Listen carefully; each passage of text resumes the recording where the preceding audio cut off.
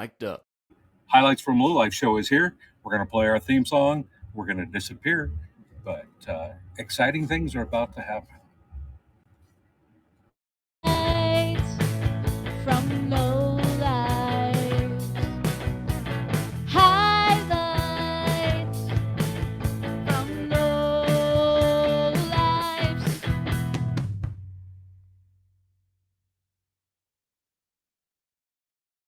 Where we are back. It worked. I magically almost timed it perfectly. Good evening, everybody. It's Webby and Robbie here with the Highlights from Lowlife show. Chuck is on assignment, I guess, in traffic, and a couple other guys couldn't be here tonight. So we're going to kind of wing it and see what kind of show we can put together for you. We are here for the final time this season at beautiful Banner Island Ballpark in Stockton, California for tonight's exciting Stockton Ports baseball game. We've got a great view of a work truck and another truck for you to look at in the background, which really enhances the entire experience. But we would like to point out the Stockton Ports cooler over here that at one time housed beer, so it seemed appropriate to have it in the background. So here we are, ready to do a show tonight. We've got an interesting topic because hate seems to sell in this modern world that we live in. And tonight we are going to talk about our top 5 most hated athletes of 2026. So if you've got an opinion on any of these people that we talk about, or you want to chime in with the guys that you really don't like, especially particularly in this current calendar year, we'd love to hear from you. And in the meantime, let's get started. I'll talk about my first one. And tonight, I did something highly unusual for me. I did my homework. And now I'm going to look like all those other mooks that read off of their paper. But here we go. I'm going to start with LeBron James. Still don't like this guy, the flop master extraordinaire. You guys remember about 15 years ago when he did his shameless live TV stunt about which team he was going to sign for, and he all but did that again this year.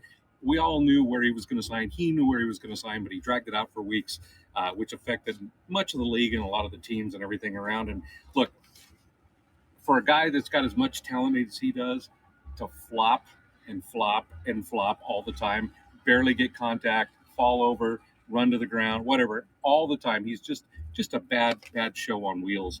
I mean, the U.S. soccer team probably could have used him to do some flopping in the World Cup. That might have helped the team out. Guy's just a bad news all around, in my opinion, and so he is definitely my number 5 most hated guy for the year. Webby. Yes, sir. What do you got for hatred? Oh. So let's stay in that LeBron James mode and talk about people who are deceiving other people. So our brand new I got an almanac. Our brand new Los Angeles Dodger, Tarek Skubal. Why should we hate Tarek Skubal? He's just trying to make a living, right? When he was a Tiger, he went through a process, arbitration. And those of you who aren't familiar with arbitration, it's you're not a free agent. You are going to have your salary decided by a panel. You bring your argument, the team brings their argument. But one thing that doesn't happen in an arbitration hearing is a physical. And Mr. Skubal knew that he was hurt and went to these hearings knowing that he was hurt.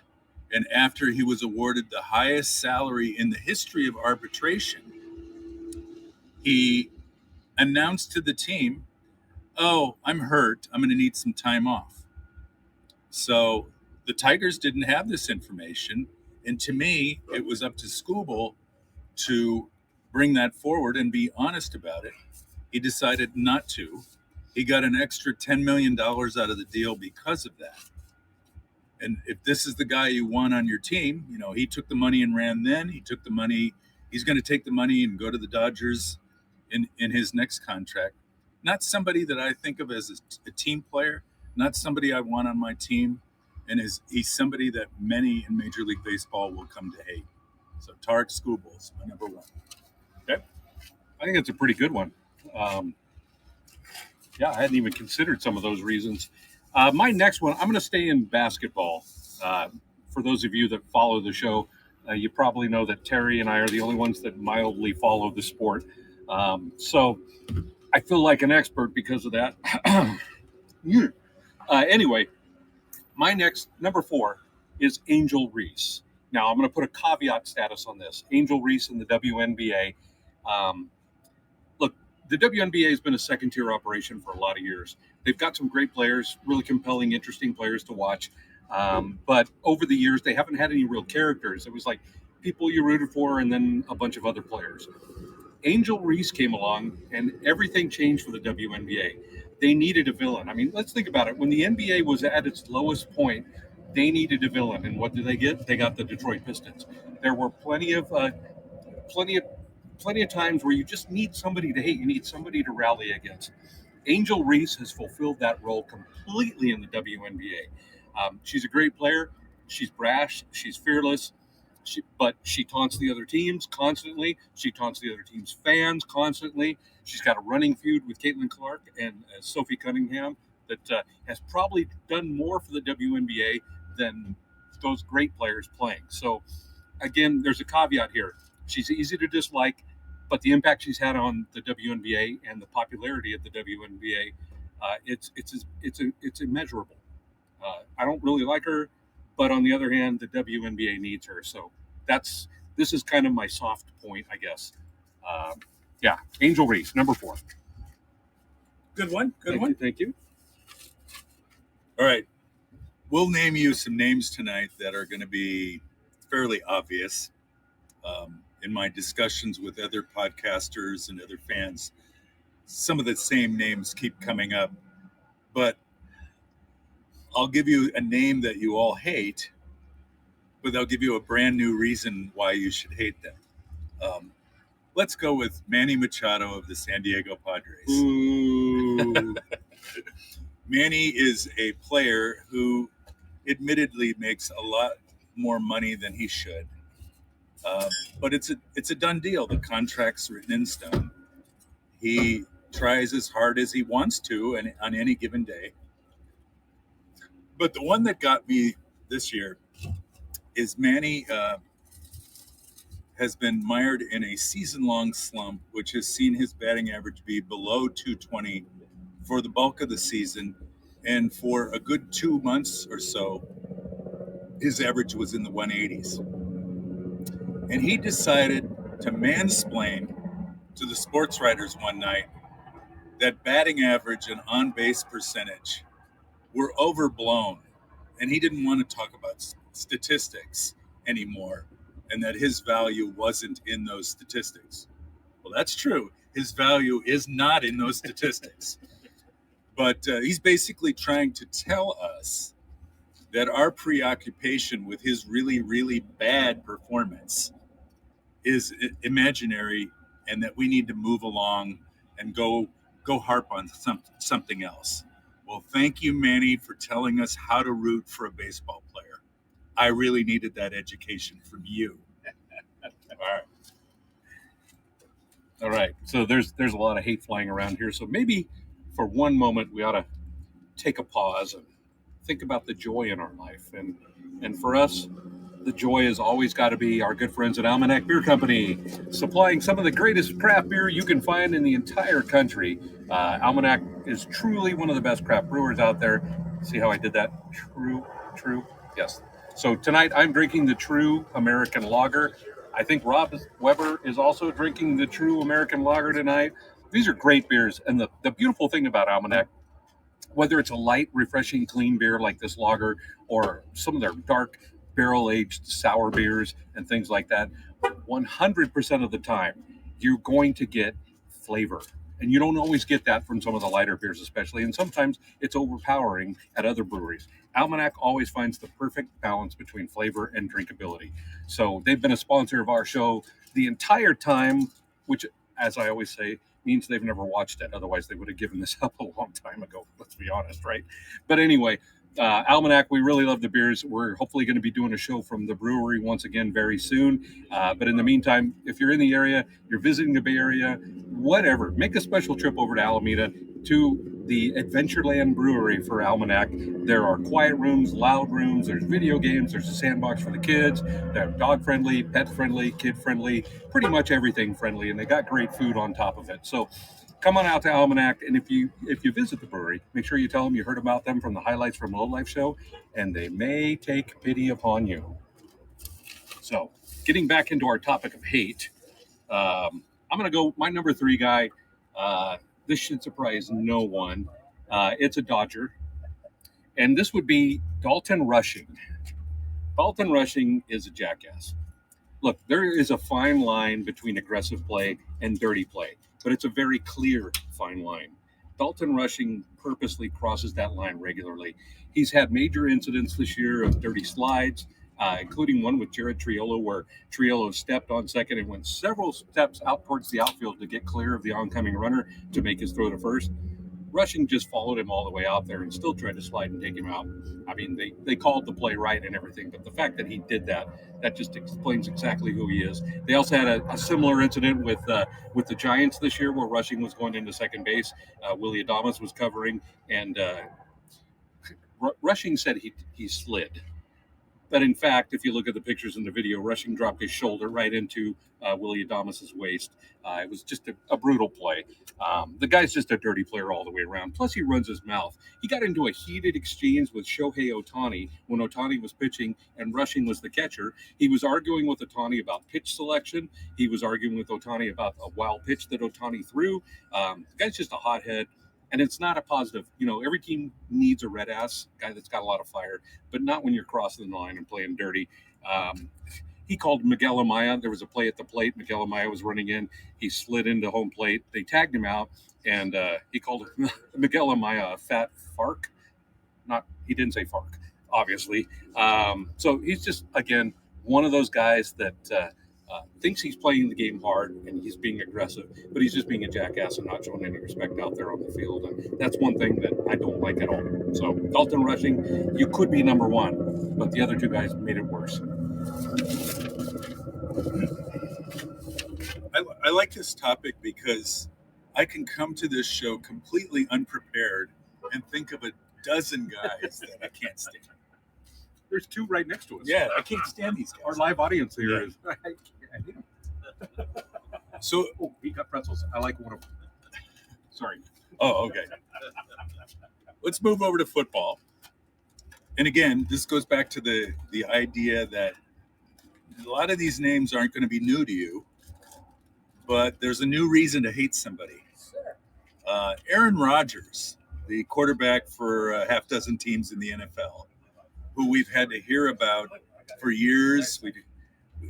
We not only hear him say that he would play the game differently than his head coaches, that his wide receivers aren't trying hard enough, and we get to hear his political views, we get to hear his religious views, we get to hear all about his relationships. But apparently this year, he made up with his family after years of infeuding with his brother, his mother, and his father. They hadn't spoken to each other in years. And this was a topic that Mr. Aaron did not want to talk about with the media. Okay, you want your private life, great. But then when you decide to make up with them, why does the world have to hear about it? Why does it have to be spread across every tabloid magazine that Aaron Rodgers made up with his family, and we get to hear about it? The guy, as a NFL quarterback, is a non-entity at this point. I don't care and have never cared about his personal life. But you get inundated with it, which is one of the reasons I don't watch that much NFL football anymore. I just found it boring. The stuff that people supposedly find interesting is not on my radar, and neither is Aaron Rodgers. So that's my number 3. You got one? Wait, he's finishing his pretzel. He'll be right here. One of the guys at the Silver Slugger group always brings those great Snyder's pretzels, man, with the Almanac beer. It's the best pairing. I'm going to play one of the call-ins. You want to hear this? Oh, yeah. Whoop. So I have to tell you, I enjoyed the West Coast IPA Seaside today, and the Flow naturally carbonated West Coast Lager Pale Ale, on the golf course today, and they were both exceedingly delicious. Thank you, Almanac, for making such great beers. Right. Well said. Well said. All right.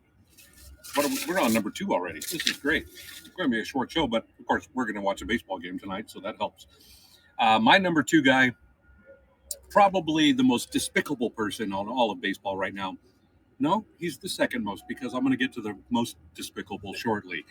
But the second most despicable person in all of baseball right now, Rob Manfred. Ooh. See, like the guy we like and the guy we don't like both agree. So it's crazy over here. Look, there is a probable lockout coming in 2027. The question is, will they resolve enough to play some of the season, or are we going to lose the whole year? Rob Manfred's involved, which makes me believe we're going to lose the entire season of Major League Baseball next year. Look, Manfred and his team have not really had any meaningful discussions with the players' union. They've made a couple of really over-the-top offers that they knew the players weren't going to take. Despite record attendance, record TV viewership, we're sitting on the brink of a lockout, and it seems like the commissioner of baseball is not interested in finding a path forward. Look, they've spent millions of dollars on TV ads trying to convince the fans that the players are completely in the wrong.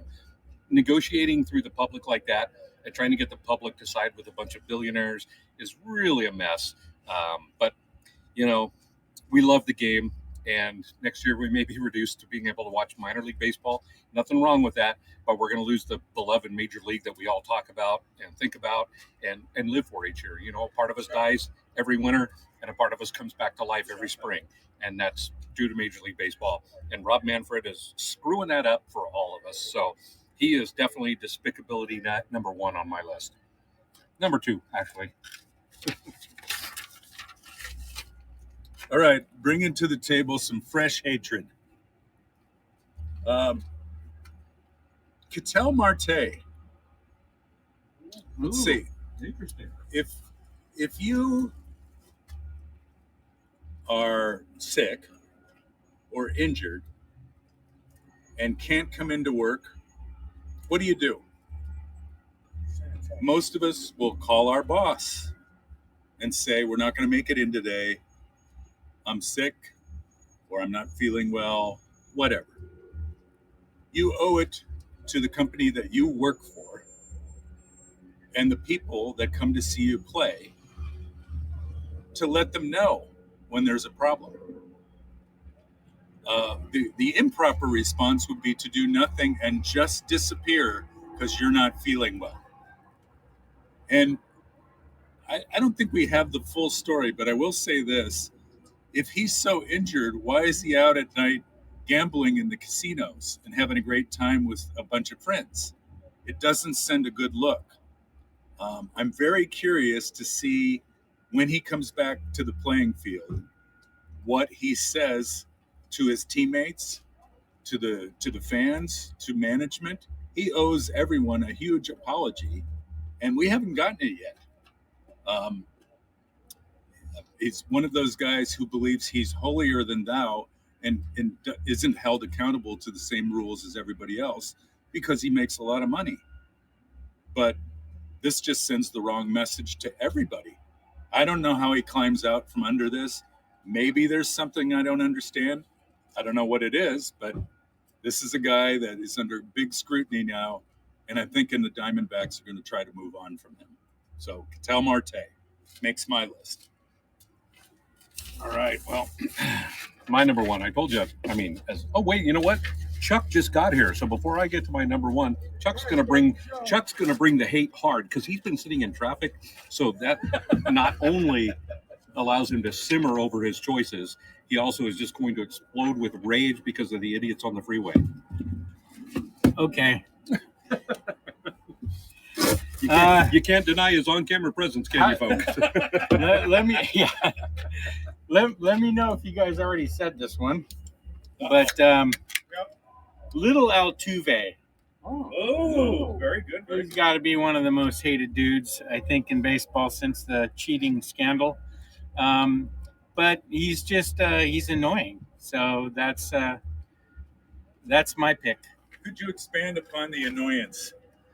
Yeah, he's too short to play baseball. So very All right, annoying. all right. We always hate short people. That's right. You want to do another one? Not yet. Not yet. You're not ready for Got to it. keep my beer cold. Yeah. Oh, yeah. Drink the cold beer. That's always a priority. All right. So my number one, most despicable man in all of baseball, probably the most despicable man in all of sports right now. When the Dodgers deferred a bunch of money for Shohei Ohtani and a bunch of money for Mookie Betts over the years and Freddie Freeman and all the other multi-million-dollar free agents that they paid for, everyone said, oh, any team could do this. Any team could do this. Well, it turns out not any team could do this. Only Mark Walter, Oh, owner that's right. of, I know you thought I was going to go with the Shohei thing. Oh, okay. Maybe that'll be one of your honorable mentions. It may Okay, very right, well yeah. be. But Mark Walter, everybody, again, the Dodger fans defended Mark Walter. Any team could do this. Any team could do this. If they really wanted to invest in their team, they could do this. Well, as we just found out over the last week or so, Mark Walter has been creating shell companies. He's been creating non-existent life insurance companies. He's borrowing from one against the other. He's leveraging all sorts of different financing. So not everybody can do this. There was a great tweet. There's a group in Montreal that's trying to bring back the Expos. And the Expos actually sent out a tweet. This group sent out a tweet and says, our progress in bringing the Expos back to Montreal has been paused while we create a bunch of life insurance companies, which is brilliantly funny. And now I'm 100%. I always wanted the Expos to come back, but now I'm completely 100% ready for the Expos to come back. That was awesome. And look, this guy has set up, he's so shady that in all of this stuff where he's trying to cover his finances, he had to sell the Lakers off to cover a bunch of debt that he owes against all these fake companies that he opened up, that he actually got a bankruptcy filing set up where the Dodgers can pay $50 to $60 million less on their TV revenue into the TV revenue sharing plan than anybody else. So even though they're still paying a lot of money, they're paying $50 to $60 million less than they should based on the 48% agreement that Major League Baseball has on their revenue sharing plan. So everything this guy has done is shady. No other team could do it. No other team would have thought to do it. No other team would have tried to execute it the way he did. He's a criminal. He's a terrible person. And the Dodger organization, the only upside, they are going to struggle for years with all these long-term contracts that they're going to end up paying. Bobby Bonilla is a bargain in comparison. So Mark Walters has really screwed everything up, and he is by far, right now, my number one most hated sports personality of 2026. Right. Chuck, are you ready to do one, or you need another break? I hadn't had a chance to do any research. He's done no research. Folks, Chuck came to the show completely unprepared, just like me. So I'm gonna make an unpopular pick here. But after consulting with my friends at Rounding Third Baseball, I tend to agree that Rafael Devers is one of the most hated men in sports. After he got his big contract with Boston, he basically stopped trying. I'm not saying he doesn't want to hit a home run every once in a while, but the idea of playing defense, preparing for a game, preparing for an opponent, helping with teammates, completely off his radar. And the Red Sox said to themselves, oh my God, we are stuck with an albatross of a contract. We're never going to find anybody to take this guy off of our hands. Well, they did. The San Francisco Giants put together a really nice package that, if many of you remember, included Kyle Harrison, who is tearing it up with Milwaukee right now. Yeah, Boston doesn't even have him, though, so that's on them. But the Giants gave up a lot of talent to get a guy who basically comes to the ballpark and tries to hit it as far as he can in every at bat, and doesn't really contribute in any other way. This is a veteran playing with a team of AAA players right now in San Francisco. And the least you could hope of him was that he would spend some time trying to get these guys comfortable in the major leagues. And from all accounts, that's not happening. He's having a good time revisiting Boston on a recent trip, mixing it up with old Red Sox teammates. He's on the San Francisco Giants now, and I think they're going to be stuck with him for a very, very long time. So he's my number one. Right. Chucky, are you still not ready for anything? Oh, no, I'm ready because All right, I heard all right. about this on the way here on the radio. It, relatively new to the hated sports celebrities is Jed York, the owner of the Oh, yeah, 49ers. Got in a little bit of trouble in Ohio. Alleged. Alleged prostitution sting. But I guess he got it pled down to disorderly conduct or something. He had to pay $1,100, but doesn't look too good for the owner of the San Francisco 49ers. What did he do? He got caught in some kind of prostitution sting. He was trying to get some lady at a trailer park to do something to him. Oh, I thought that was all about getting some fried chicken. You get a good lawyer. That's Wasn't it $140 worth of fried chicken? $140 worth of fried chicken. $1,150, I think, was his fine. Oh, $11.50. So, All right. an alias. Yeah. You put it on a website. All right, we do have a couple of call-ins, so we may as well get those going here. Hey, Teddy Bear here. Can we still get Puig on the list? Have a good show, fellas. You know, that's the timelessness of Yasiel Puig. He hasn't been heard from at all in 2026, and yet he still makes the list of most hated athletes of 2026. What's your most hated thing about Puig? Yes, Teddy Bear, call in with that. I think Terry should call in. Terry, Terry's favorite player is. As a matter of fact, speaking of Yasiel Puig and Terry, whom many of you know as Tiger, there's a great story about our baseball trip in Cincinnati at a bar after a game where we were hanging out, and Webby sees a guy in a Cincinnati Reds Yasiel Puig jersey. Take it. Terry instantly became angry. The guy's just wearing a jersey in a bar, and Terry said, "We should go beat this guy up." I said, "That's probably not a good idea since we're 30 years older than everybody else in this bar, and that guy's huge." But Yasiel Puig, even as a Cincinnati Red briefly, drew the ire of Terry, and for the rest of his life. I think we did a similar show to this a while back, and Terry's top five were Puig, Puig, Puig, Puig, and Puig. So, it's a deep-seated hatred. I have no idea what Yasiel Puig is doing today, and that's probably the best punishment. He's he could probably ever have. licking a bat somewhere. Oh, Teddy Bear did Oh, yeah, call. Teddy Bear has answered. Okay. I think the most hated thing about Puig, besides his attitude, is how he licks the bat.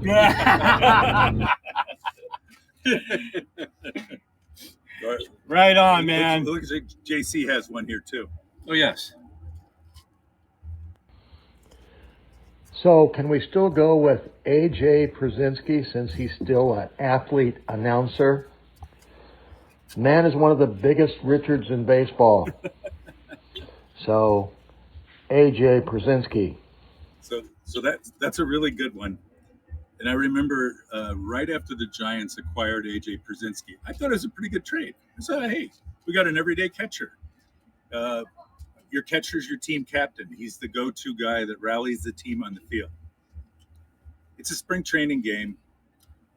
Przinsky's catching. And the batter fouls one off AJ's nether regions. And he's down. He's in pain, writhing on the ground. Everybody in the ballpark knows what happened. And we feel for him. That's that's really going to hurt. So I remember the trainer came out. He's a good guy we had met at fantasy camp. I think his name was Stan. And most trainers, the first thing they will ask of somebody is, Are you okay? How do you feel? And AJ's response was to kick Stan in the nether regions so he could have the same feeling about how much this hurts. Everybody in that spring training ballpark saw that activity.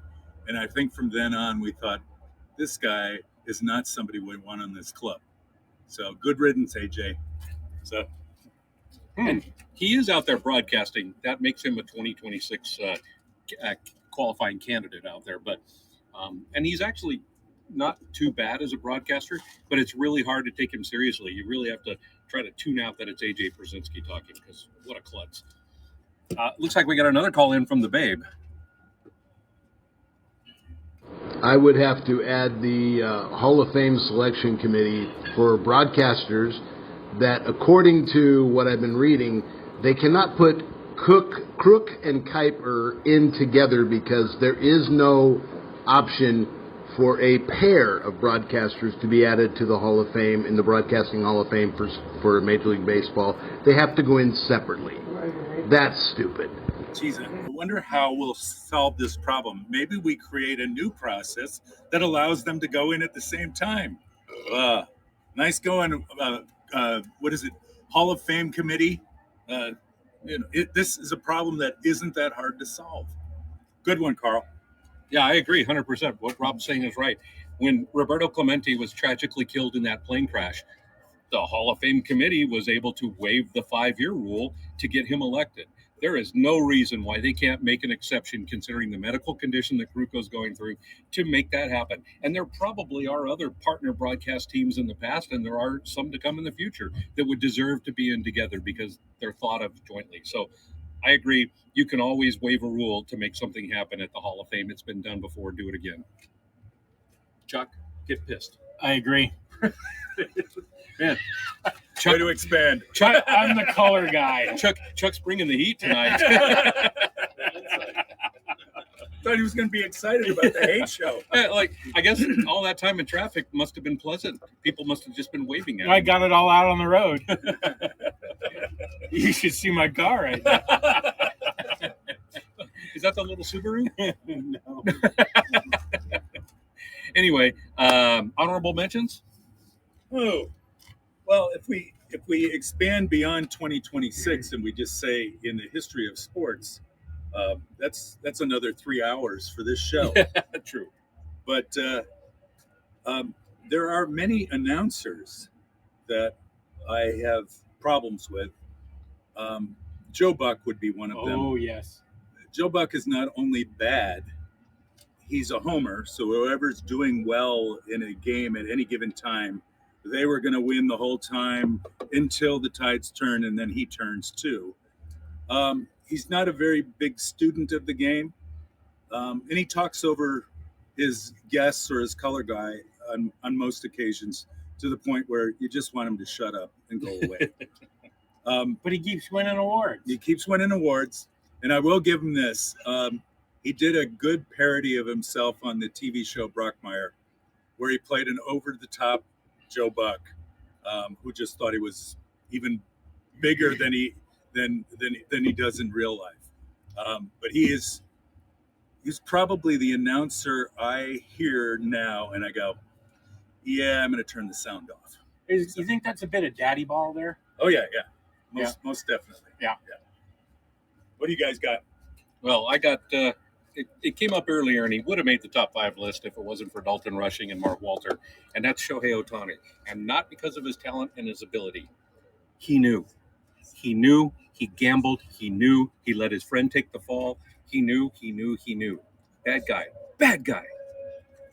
That's all I have to say about that. Wait, do you have any proof of anything that you're saying? These 2 eyes. Clear eyes, full heart, can't lose. Wow. Chuck, any other people you hate?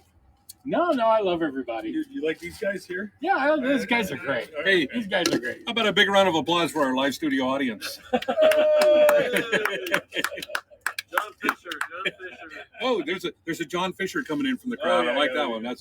That's a good one. Did Yeah. you do this? Tell the fans about John Fisher. Yeah, do you want to talk about the hugs? We talked about the true lager, and then you can tell them. I'll talk about this. This is delicious. I was drinking this on the way. No, I wasn't drinking it on the way here. I opened it up when I got here. Really. All right. One of our biggest fans, well, one of our only fans, Joe. He's not on OnlyFans. Yeah. He is the only Well, fan. not that we know of. Hey, they're going to do the wave. There's two of them. There's I two think- of them. They're going to do I the think wave. if you look him up on OnlyFans, you'll find him. Just look up Joe on OnlyFans, you'll find him. He yelled out John Fisher. Does everyone know who John Fisher is? He's the owner of the Oakland/Sacramento/ We Don't Have a Town Athletics, who has driven that franchise into the ground in order to get them moved to Las Vegas. And it has come to the point where Major League Baseball has said, you, the Athletics, better start spending some money on players in order to fill out that team and make it competitive. We don't care about your Las Vegas situation. You're an embarrassment to the sport.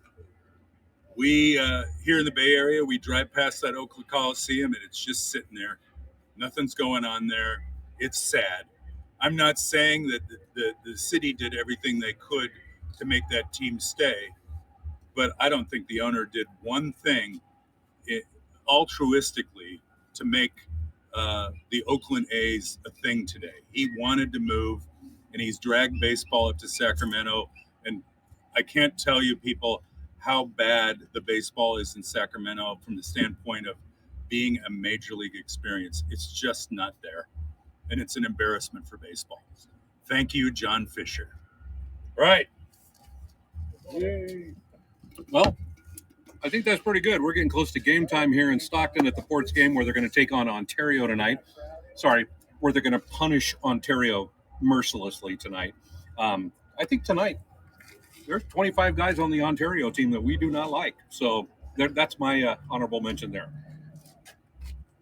Mine is that we're getting ice cream floats at the game tonight. I can't wait. Yep.